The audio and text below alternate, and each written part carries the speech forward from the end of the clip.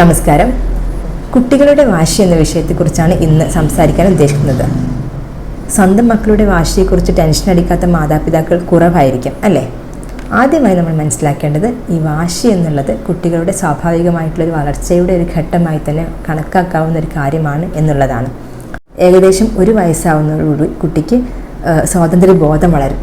അതോടൊപ്പം തന്നെ കുട്ടിക്ക് അനുസരണക്കേടും വാശിക്കരച്ചിലും എതിർക്കാനുള്ള പ്രവണതയും കൂടുതലായിട്ട് കാണും. ഏകദേശം ഒരു 2-3 വയസ്സോടുകൂടി ഇത് കൂടി പിന്നീട് ഒരു 4-5 വയസ്സോടെ അത് സാധാരണയായിട്ട് കുറഞ്ഞു വരും. കുട്ടി അമിതമായി വാശി കാണിക്കുന്നുണ്ടെങ്കിൽ എന്തൊക്കെയായിരിക്കാം കാരണങ്ങൾ?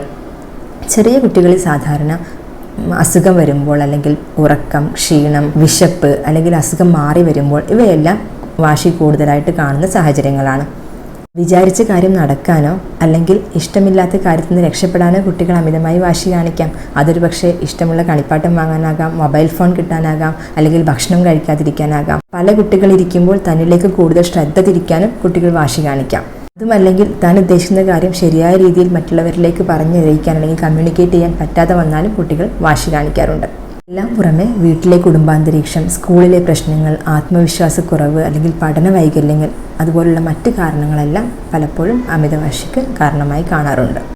പ്രായത്തിനനുസരിച്ച് ഇക്കാര്യം കൈകാര്യം ചെയ്യുമ്പോൾ കുട്ടികളെ ഏറ്റവും അധികം സ്വാധീനിക്കുന്ന കാര്യം വീട്ടിലെ മാതാപിതാക്കളടക്കമുള്ള മുതിർന്നവർ ഇതിനോട് എങ്ങനെ പ്രതികരിക്കുന്നു എന്നുള്ളതാണ്.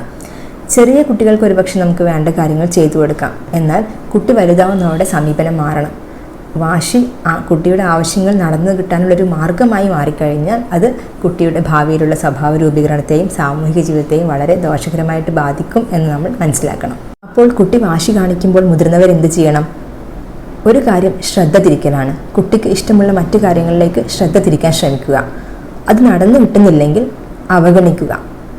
ആരോടാണ് കുട്ടി ഏറ്റവും കൂടുതൽ വാശി കാണിക്കുന്നത് അവർ ആ സ്ഥലത്ത് നിന്ന് മാറിപ്പോകാൻ ശ്രമിക്കുക. അടിക്കുന്നതും വഴക്ക് പറയുന്നതും ഒരുപക്ഷെ നമ്മൾ വിചാരിക്കുന്ന ഗുണത്തേക്കാളേറെ ദോഷമാണ് ചെയ്യുക.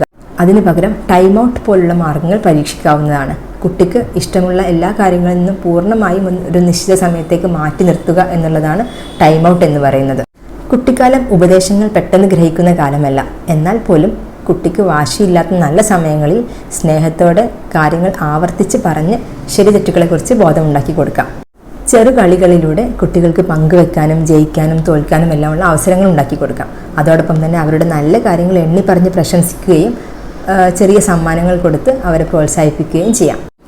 ഓരോ കുട്ടിയും ഓരോരോ സ്വതന്ത്ര വ്യക്തികളാണ്. അതുകൊണ്ട് തന്നെ ഇത്തരം വിഷയങ്ങൾ കൈകാര്യം ചെയ്യുമ്പോൾ ഓരോ കുട്ടിക്കും ഓരോ കുടുംബത്തിനും വ്യത്യസ്തമായ രീതികൾ അവലംബിക്കേണ്ടി വരാം. കുട്ടികളുടെ വാശിയുടെ യഥാർത്ഥ കാരണം കണ്ടെത്തി ശരിയായ രീതിയിൽ അത് പരിഹരിച്ച് ചുറുചുറുക്കും സാമൂഹ്യ ബോധവുമുള്ള നല്ല പൗരന്മാരായി നമ്മുടെ കുട്ടികൾ വളരട്ടെ. നന്ദി, നമസ്കാരം.